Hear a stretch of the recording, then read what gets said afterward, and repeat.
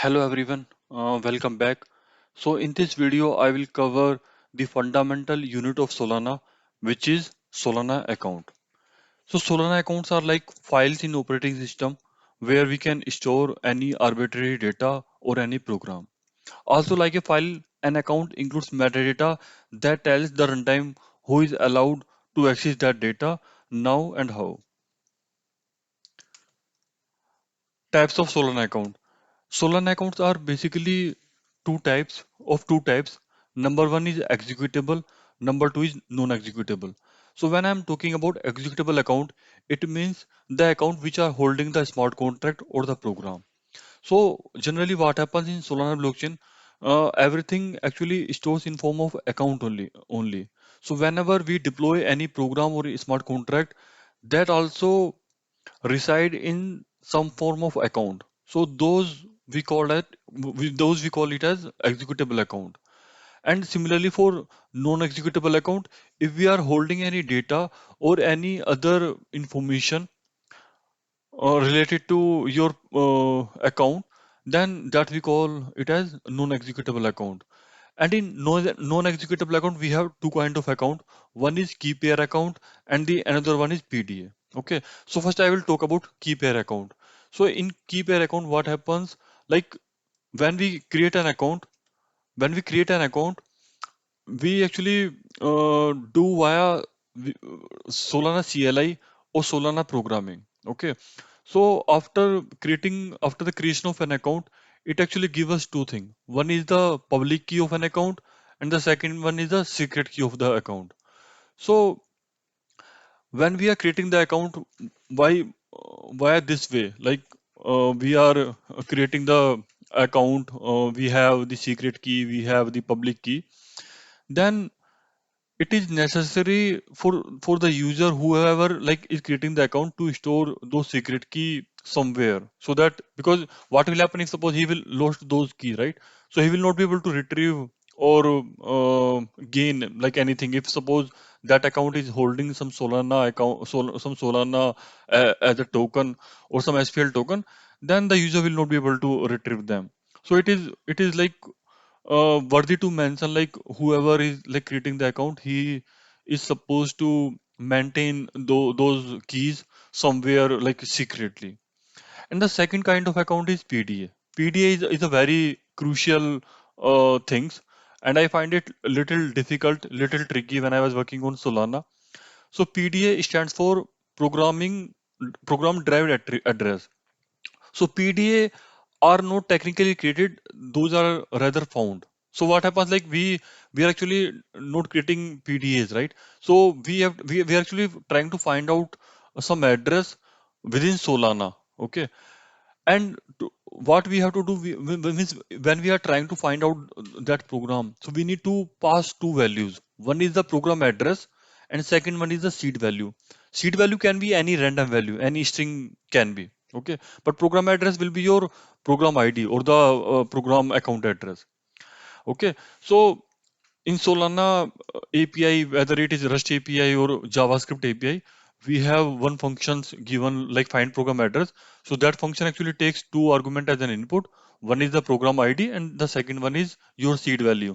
Seed value is nothing but any random string value. Okay, and this way, like we don't need to handle any secret key separately because it does not have any secret key. It is like only a public key. But the only thing is like the program itself will be the owner of this particular account. So if a user want to make any change in the account, he cannot do it directly. Only program is supposed to make the changes in that particular account. Okay. So the basic idea behind PDA is like whenever we are creating a PDA, okay, we are creating it so that we actually we do not want to handle any secret key separately, because in the real time what happens whenever we come across some situation where we have to create multiple account and we do not want to handle those secret keys separately, we just want them to occur dynamically, and we want to store or hold the value dynamically at the runtime, then we actually find out these PDAs. So PDAs are actually in Solana, we have not in Solana, even in any blockchain, we have this elliptical curve. And it has been said like whenever the public key or the account address lies on this elliptical curve, then it will certainly have some secret key. Okay, so what we actually do, we know this program address reside on this elliptical curve. So we actually pass some random seed which will actually push the value from this elliptical curve either to the left or to the right. Okay, and also in some case, if suppose even after passing the seed, this value is not like drifting towards left or right. So what actually Solana do? It actually adds some bump value. Okay, just to move those point either to the left or to the right. And that bump value start from 254. So first it will try with 254, then 253, then 252. Okay.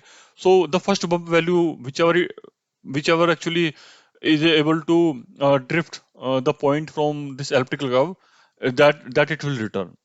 So this is how we actually derive the program address or the account. Okay, so the basically the PDA does not actually lies on this particular curve, and it does not have any secret key, and the program ID will be the owner of this particular account.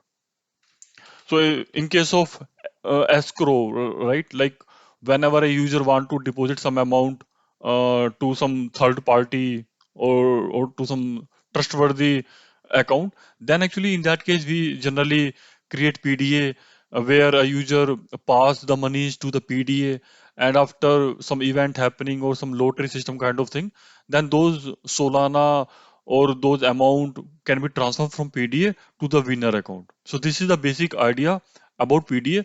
We will learn a lot in PDA when we will do the demonstration, basically when we will come or cover the programmatical part where we will write Solana smart contract, where we will play with the PDA. We will create a scenario where we are actually creating the PD and we are transferring Solana or SPL token to those account, and then we are transferring those SPL token or Solana from PDA to some user account.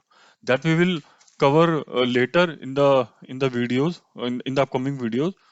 And for now, I think it is suffice. So we have on the high level we have cover up the account. Account are like mainly of two type: executable and non-executable. Executable account actually hold your smart contract, okay, or program. In Solana we call them as a program, while in Ethereum it is a smart contract. So in execute, like Solana by default also provides some program like system program, token program. So those are like inbuilt Solana program. So those are also like executable account. In non-executable account, those are like some data holding unit where you can place some data or you can transfer some amount in form of Solana or a spill token. Yeah. So on the higher level, I think we have covered much. I hope you have liked this video. So in my next video, I will try to cover SPL token. Thank you and see you in the next video.